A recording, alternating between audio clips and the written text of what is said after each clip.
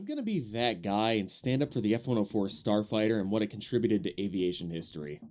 I'm not gonna pretend it's the My face when I suddenly fall into a temporary F-104 addiction and every channel starts posting about it.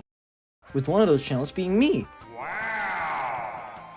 Recently, I know I've been posting a lot of F-104 stuff, which probably is a symptom to my addiction, but still, look at that. Look at it. Now, some of my old fans would ask me like, "Hey Razor, what happened to your T2? Can you not remind me of that, please?" But because of the sudden departure of the T2, I had to find a new plane. It doesn't sound right. So, what's the second best thing that the JSDF had during the 80s? That's not the Phantom. The F-104, obviously. So, I decided to build it in 2 games. But we're only going to focus on the stormworks one. Simple planes can wait another day. It's not even finished. Now, had you been paying attention to the video, you would notice that, like, hey, why is there 2 people in this one?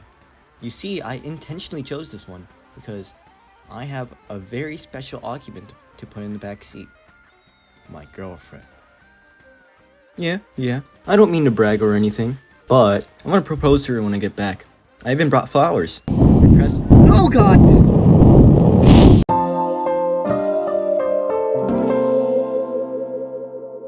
Honestly, flying this plane, there is no vocabulary term for going back. It does not understand the word. When you say, go back to base, it thinks to itself like, I should look that up in a vocabulary.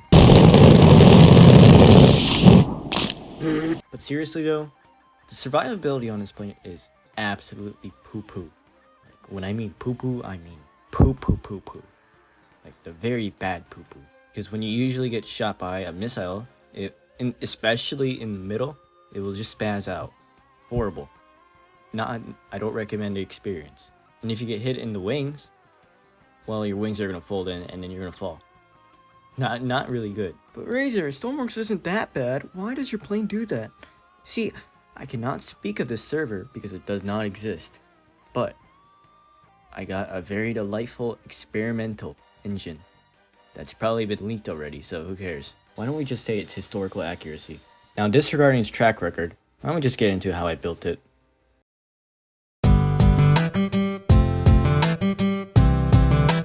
Building the plane was basically the same as every other plane I built, just trying to mash together every variant possible while getting kicked around in a camera view. Does anyone else have that problem? Also in the building process, I made stupid variants and made them into videos, which a lot of people really liked. Wow! And like I said, with it being like every other plane I built, I've of course had problems with the landing gear, the weapon systems, and just the overall flight characteristics.